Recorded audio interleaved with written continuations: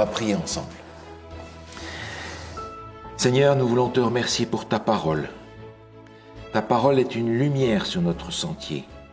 Et nous voudrions que notre vie chrétienne puisse s'aligner sur ton plan que tu as pour chacun d'entre nous. Donne-nous, Seigneur, d'aimer le jour de sabbat et de le vivre dans la paix et dans la joie. Au nom de Jésus. Amen. Amen. On a vu la dernière fois 7 prescriptions, 7 lignes directrices par rapport à l'observation du sabbat. Je voudrais simplement compléter ça aujourd'hui par 3 principes, de façon à ce qu'on ait tous les éléments pour comprendre comment vivre le jour du sabbat. Déjà dans ces lignes directrices, on voit qu'il y a des adaptations à faire à notre temps, et dans les principes, ce sera à nous à le construire. D'ailleurs, je vois que tu écris nettement mieux que moi, donc j'ai trouvé non seulement, j'ai trouvé aussi une secrétaire. Les 3 principes sont en réalité partie intégrante de la création du sabbat. On va retourner dans Genèse, au chapitre 2, où se trouve la création du sabbat. Et je vais te laisser lire le verset 3. Genèse, chapitre 2, le verset 3. Dieu bénit le 7e jour et il le sanctifia, parce qu'en ce jour, il se reposa de toute son œuvre qu'il avait créée en la faisant. Merci. Les 3 principes qui gouvernent l'observation du sabbat se trouvent là. Dieu bénit, il a sanctifié, c'est un jour de repos.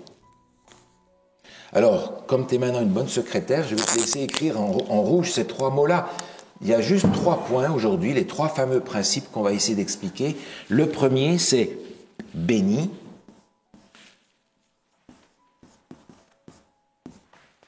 Deuxième, c'est sanctifié. Et le troisième, c'est repos.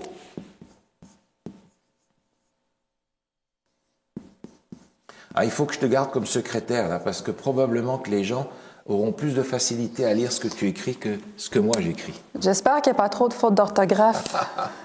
Désolée s'il y en a. Mais non. Alors, Dieu a béni. On retrouve ça dans le commandement d'Exode 20. Ce qui nous montre que ces 3 principes se retrouvent dans l'observation, parce que l'Exode 20, ce sont des choses pratiques finalement, et on retrouve ça au verset 11. Car en 6 jours, l'Éternel a fait les cieux, la terre et la mer, et tout ce qui est contenu. Et il s'est reposé le 7e jour. C'est pourquoi l'Éternel a béni le jour du repos et l'a sanctifié. Merci. On retrouve les 3 mots clés qui sont des principes de base pour l'application de notre vie pratique dans le sabbat. Par rapport au premier, béni, Dieu a béni le jour du repos, on va regarder un texte dans le livre de Job, au chapitre 1er, et on va regarder Job, chapitre 1er. On va lire dans Job, chapitre 1er, je vais te laisser lire le verset 9 et 10. Et Satan répondit à l'Éternel, « Est-ce d'une manière désintéressée que Job craint Dieu? Ne l'as-tu pas protégé, lui, sa maison et tout ce qui est à lui? Tu as béni l'œuvre de ses mains, et ses troupeaux couvrent le pays. » Merci. Ici, c'est Satan qui est en train de parler avec Dieu et qui lui dit à propos de Job,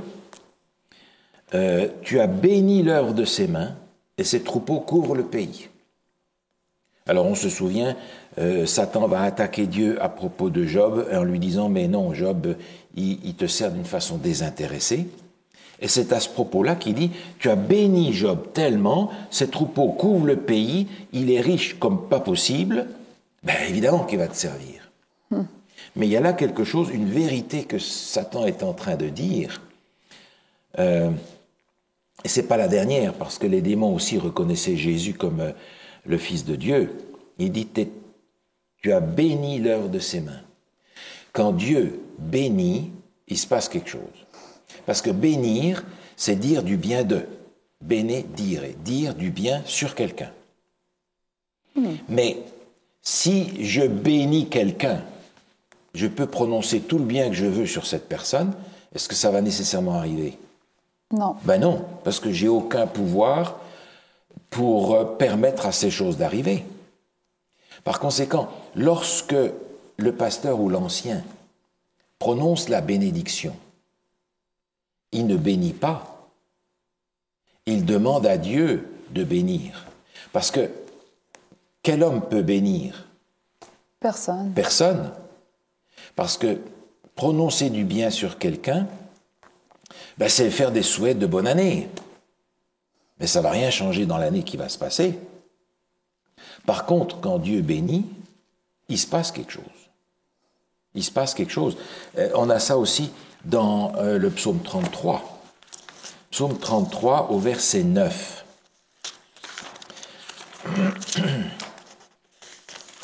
Psaume 33, le verset 8 et 9. Que toute la terre craigne l'Éternel, que tous les habitants du monde tremblent devant lui. Car il a dit, et la chose arrive. Il ordonne, et elle existe. Merci. Référence à la création. Dieu dit qu'il y ait de la végétation, etc. Et quand Dieu parle, ça arrive. Oui. Parce que la parole de Dieu, c'est pas comme la parole d'un homme. La parole de Dieu est la parole créatrice. Dieu parle, la chose arrive. Wow.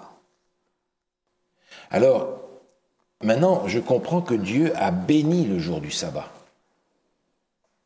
C'est-à-dire qu'il y a dans le jour du sabbat quelque chose qui arrive dans la vie de ceux qui observent ce commandement et qui n'arrive pas si on ne l'observe pas. Ici, sur ce dessin, les vers représentent des jours de la semaine. Et Dieu a béni le 7e jour, nous dit le texte, ce qui veut dire qu'il a mis un contenu dans ce jour-là qui n'est pas ailleurs. Mais si je veux boire le contenu de ce verre, où est-ce qu'il faut que j'aille chercher? Quel verre est-ce que je peux prendre? Celui qui est béni? J'ai pas de choix. Si je prends le verre qui est marqué mercredi, il n'y a rien dedans.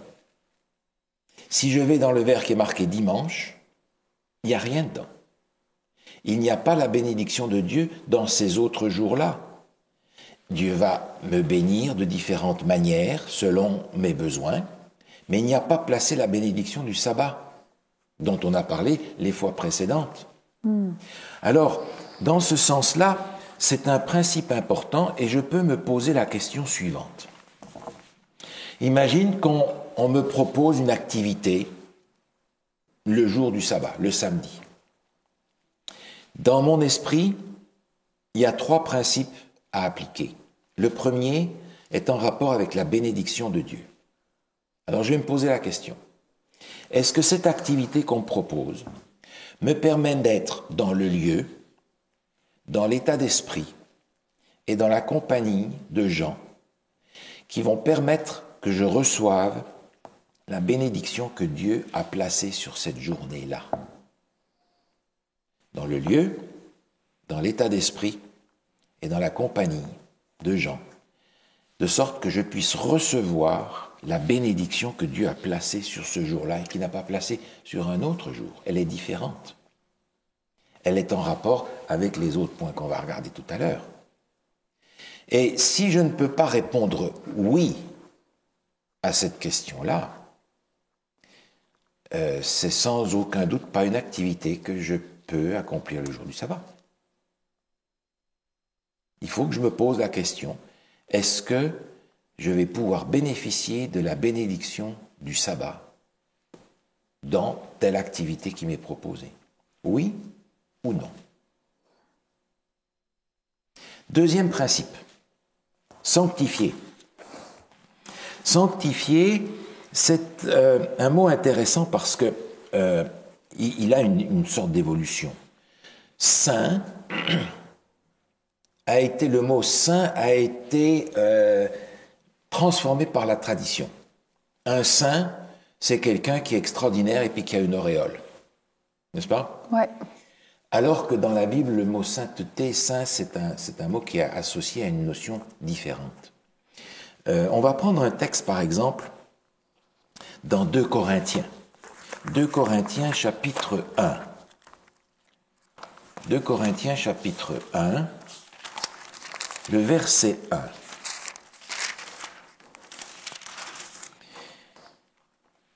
Alors, je te laisse lire le verset 1. 2 Corinthiens, chapitre 1, le verset 1. Paul, apôtre de Jésus-Christ, par la volonté de Dieu, et le frère Timothée, à l'Église de Dieu qui est à Corinthe, et à tous les saints qui sont dans toute l'Achaïe. Merci. Alors, c'est dans les formules de salutation qui se trouvent au début du texte. Et l'apôtre Paul, qui est là en compagnie de Timothée, adresse cette lettre à l'église de Corinthe et à tous les saints qui sont dans l'Achaïe, c'est-à-dire la province. Maintenant, quand on lit la première et la deuxième épître aux Corinthiens, il y en avait 4, on n'en a que 2, mais ça nous suffit d'en avoir 2 pour se rendre compte que les Corinthiens, les gens de l'église chrétienne de Corinthe, c'était pas des saints. C'était vraiment pas des enfants de cœur. Et c'est pour ça que Paul a dû leur écrire pour remettre les choses en place avec eux, parce que c'était des gens qui faisaient beaucoup de bêtises. Mais pourtant, il les appelle les saints qui sont dans l'Achaïe. Pas parce que ce sont des gens parfaits, mais parce qu'ils sont mis à part des autres. On avait vu que le mot « église » était composé de 2 mots qui voulaient dire « sortir hors d'eux ». L'Église est composée de saints qui sont sortis du monde et qui sont mis à part pour un service spécial. Ils ne sont pas saints parce qu'ils sont meilleurs, ils sont saints parce qu'ils ont accepté Jésus et ayant Jésus comme leur sauveur, ils sont à part des autres. Ils font maintenant partie de la famille de Dieu. Et c'est dans ce processus d'étant à part qu'ils vont développer un meilleur caractère, une meilleure personnalité, etc. Donc saint ne veut pas dire avec une auréole, saint veut dire mettre à part pour un service particulier. On retrouve la même chose dans l'Ancien Testament, dans le livre de l'Exode, au chapitre 30. On retrouve ça en rapport avec les sacrificateurs. Exode, chapitre 30, les versets 29 et 30. Tu sanctifieras ces choses et elles seront très saintes. Tout ce qui les touchera sera sanctifié. Tu oindras Aaron et ses fils et tu les sanctifieras pour qu'ils soient à mon service dans le sacerdoce. On a dans ce texte le mot sanctifié qui est utilisé à plusieurs reprises par rapport à des choses et par rapport à des gens. Il est dit, tu vas les oindre Aaron et ses fils, c'est-à-dire le souverain sacrificateur et ses enfants qui seront sacrificateurs de père en fils, et tu les sanctifieras. Pourquoi ? Pour qu'ils soient à mon service dans le sacerdoce, c'est-à-dire qu'ils soient mis à part pour un service particulier dans le temple. Alors, je vais prendre un exemple concret d'aujourd'hui. On a quelque part à l'église, ici, une armoire où il y a des bassins en plastique qui servent à faire le lavement des pieds quand on fait la Sainte Seine. Ces bassins sont saints, S-A-I-N-T. En fait, c'est des bassins qu'on a achetés dans un magasin, n'importe lequel, et les ménagères, elles servent de ce bassin pour laver leurs pommes de terre, je ne sais pas moi. Mais pour nous, ils sont saints. Pas parce que c'est un plastique spécial, pas parce qu'ils irradient une espèce de puissance ou d'une énergie, je ne sais pas, rien à voir avec ça. Ils sont saints simplement parce qu'ils ne servent qu'à ça. Ils ne servent à rien d'autre. Si on me demande est-ce que je peux prendre un bassin là-bas pour faire ceci ou ça, je vais dire non. Parce que on les utilise seulement pour quelque chose qui est important, qui est solennel, qui est sanctifié. La Sainte Seine. Dans ce sens-là, le sabbat est sanctifié. C'est-à-dire qu'il est mis à part des autres jours pour quelque chose de particulier. Il est différent. Alors, le sabbat doit être un jour différent, mis à part des autres. Et cet élément-là est contenu déjà dans ce qu'on a déjà présenté la dernière fois, à savoir que on doit changer le contenu du sabbat. Ce que je peux faire la semaine, je le fais la semaine. Ouais. Et le sabbat doit être différent, parce qu'il est sanctifié. Il n'y a rien là-dedans de magique ou de spécial, mais je dois en faire un jour différent. Alors je peux le rendre différent de toutes sortes de manières. Je peux le rendre différent déjà par mon habit. Parce que, comme je mentionnais la dernière fois, si je suis convoqué par une autorité quelconque, je ne vais pas aller là-bas avec mon jean à trous et ma chemise où j'ai fait de la peinture avec. Je vais m'habiller correctement par respect pour la personne. Ouais. Mais quand je viens dans la réunion de famille de Dieu, ce n'est pas une autorité civile que je viens honorer. C'est Dieu. Mes vêtements, qui sont un langage non verbal, sont destinés à honorer Dieu parce qu'ils vont être différents de la façon dont je m'habille pendant la semaine.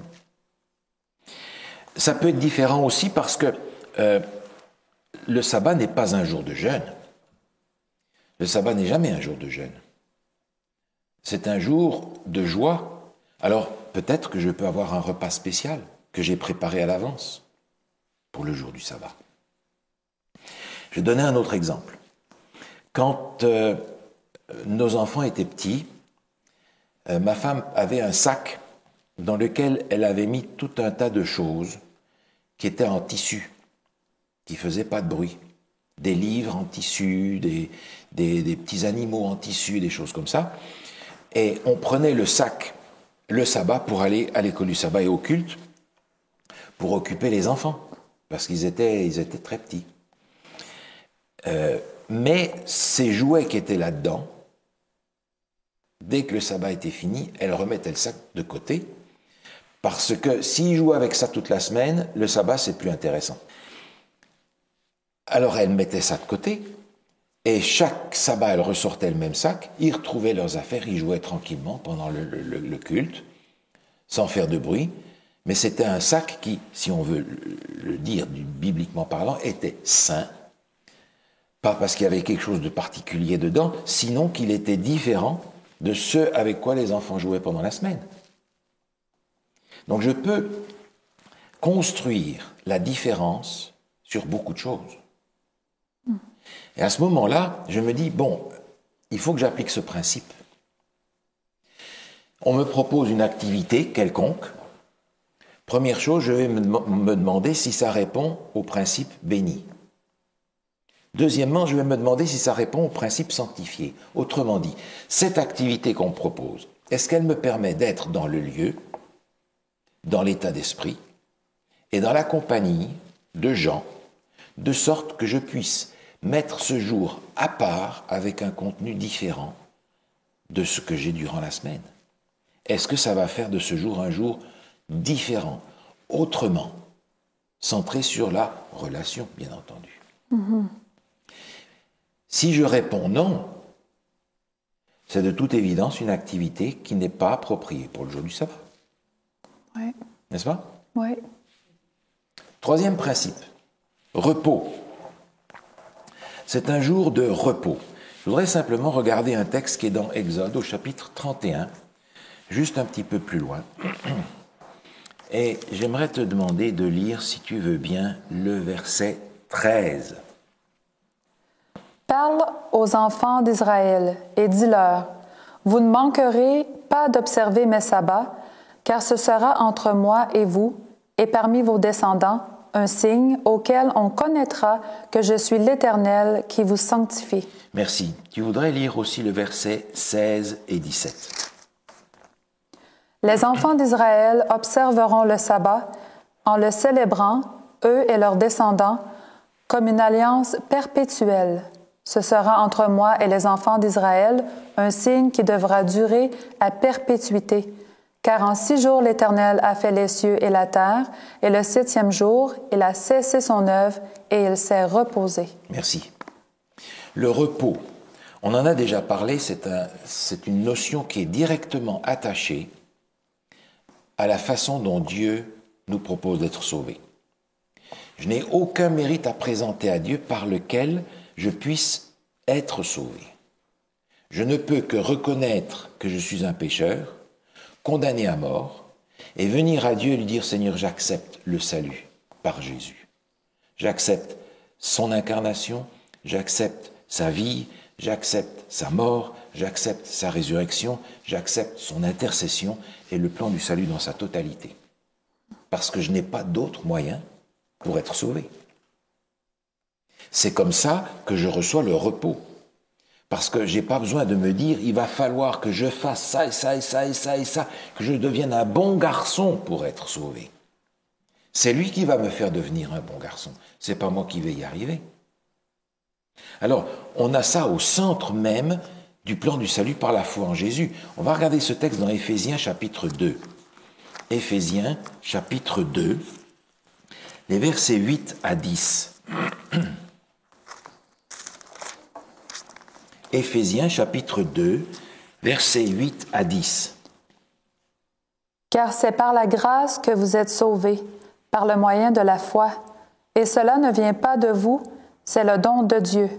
Ce n'est point par les œuvres, afin que personne ne se glorifie.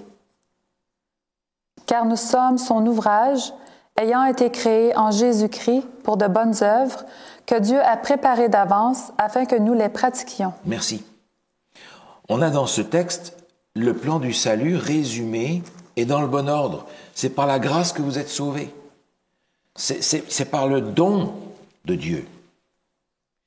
Il n'y a pas d'autre solution parce que je n'ai aucun motif pour me glorifier parce que je n'ai rien à apporter dans ce plan du salut.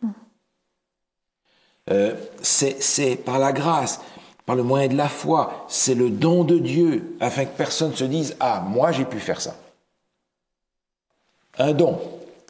Et puis le verset 10 nous dit « À partir du moment où vous avez reçu ce don en Jésus-Christ, à ce moment-là, il y a des œuvres à accomplir qui vont prendre du sens, parce qu'elles vont être accomplies par l'action du Saint-Esprit en vous, c'est-à-dire qu'elles vont être accomplies en vous par Dieu. Autrement dit, tout ce que je vais faire, je ne vais pas le faire pour être sauvé, je vais le faire parce que je suis sauvé. Et c'est pour cela que le sabbat est un jour de repos. C'est un jour où je reçois la grâce de Dieu. C'est un jour où je reçois le pardon de Dieu. C'est un jour où je viens à Dieu tel que je suis, pécheur et tout, sachant qu'il a dit qu'il ne rejetterait personne de ceux qui viennent à lui. Et je viens justement dans cette réunion de famille pour recevoir de lui la grâce, le pardon, le repos, consolider la relation qui est à la base de ce salut. Alors, on me propose une activité quelconque. Première question, est-ce que cette activité me permet d'être dans le lieu, dans l'état d'esprit et dans la compagnie de gens, de sorte que je puisse recevoir la bénédiction du sabbat dans ma vie personnelle, dans mon corps, dans mon esprit, dans ma famille. Deuxième question, est-ce que je peux être dans le lieu, dans l'état d'esprit, dans la compagnie de gens, de sorte que je puisse faire de ce jour un jour à part, pour quelque chose de saint, de particulier, dans le cadre de ma relation avec Dieu. Troisième question, est-ce que cette activité qu'on me propose me permet d'être dans le lieu, dans l'état d'esprit et dans la compagnie de gens, de sorte que je puisse recevoir le repos, le pardon, la grâce de Dieu dont j'ai besoin pour vivre la semaine qui vient. S'il y a, par rapport à un de ces principes, une réponse non, et rien qu'une seule, je sais que cette activité qu'on me propose n'est pas en rapport avec le sabbat. Oui. Et c'est à moi de gérer ça. C'est à moi de me poser la question. Ce n'est pas le moment de commencer à téléphoner au pasteur. « Allô, pasteur, est-ce que je peux ?» J'espère que si vous le faites, le pasteur vous dira « je ne sais pas ». Wow, oui. Tu vois ce que je veux dire? Par conséquent, le Seigneur me place devant des principes et me dit « Voilà les principes. Applique ces principes sans les détruire pour que tu vives par ces principes. » Ça l'apporte vraiment les personnes individuellement à réfléchir, à réfléchir puis à aller sonder ce que disent les Écritures. Ça me responsabilise dans ma relation avec Dieu. Alors, je voudrais terminer avec un exemple. Un exemple que j'ai eu il y a quelques années en arrière. J'étais à la fin du service de culte, j'étais à la porte pour saluer les gens, etc. Et il y a un garçon, un jeune, qui passe devant moi et qui me dit « Ah ben, sabbat prochain, je ne serai pas là l'après-midi, je serai là le matin, mais l'après-midi, j'ai une compétition. » C'est OK, hein? Il me regarde comme si il attendait de ma part une espèce d'approbation. Et je lui dis, écoute, j'en sais rien. Alors, il m'a regardé avec des grands yeux, l'air de dire, mais s'il ne sait pas, lui. Alors, je lui dis, écoute, laisse-moi finir de saluer les gens, après on se parle un petit peu. Alors, il s'est mis sur le côté.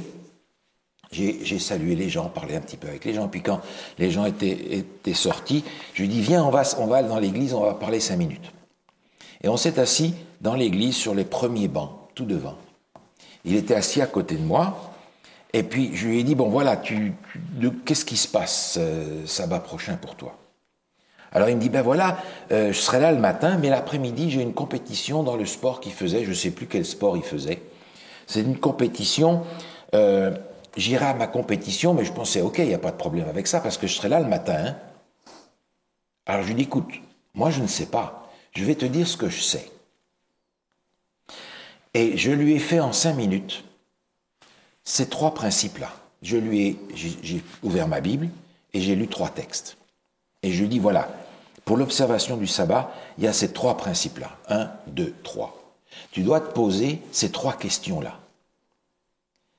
Et puis je me suis rendu compte que, après lui avoir exposé ça, j'étais en train de finir, j'ai vu qu'il était à côté de moi en train de pleurer. Alors je lui dis, mais qu'est-ce qui t'arrive? Et entre 2 sanglots, il me dit, j'ai compris ce que je dois faire. Alors j'ai prié avec lui et je lui ai dit, va et fais ce que tu as compris. Je n'ai pas eu besoin de lui donner la réponse. J'ai simplement demandé au Seigneur, dans sa parole, de lui donner la réponse. Parce que si c'est moi, un être humain, qui donne la réponse, ça vaut quoi? On n'apprend pas. Ça vaut pas grand-chose. J'ai besoin d'avoir la réponse que Dieu me donne. Parce que si c'est une invitation à rencontrer Dieu, c'est lui qui doit déterminer le cadre de cette rencontre et de cette famille, de cette rencontre familiale. C'est lui qui va construire cette journée spéciale de relation avec lui. C'est pas moi. Alors, je crois que quand on prend à cœur ces 7 lignes directrices et ces 3 principes, on sait ce que le Seigneur nous demande pour observer le sabbat.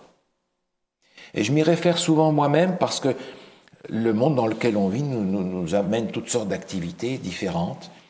Et je me pose souvent ces 3 questions. Parce que j'ai besoin moi-même de me remettre à jour constamment sur le plan originel que Dieu a pour le jour du sabbat. On prie ensemble? Oui. Tu voudrais terminer par la prière? Bien sûr. Merci, Père éternel, d'avoir donné à travers ta parole tout ce qu'on doit savoir, tout ce qu'on doit faire pour être sauvé. Nous te remercions aussi pour ta patience, pour le plan de rédemption, pour ton amour si grand. Seigneur, on te demande de pardonner nos fautes, de nous aider à marcher jour après jour sur le chemin étroit. C'est au nom de Jésus qu'on te prie. Amen. Amen.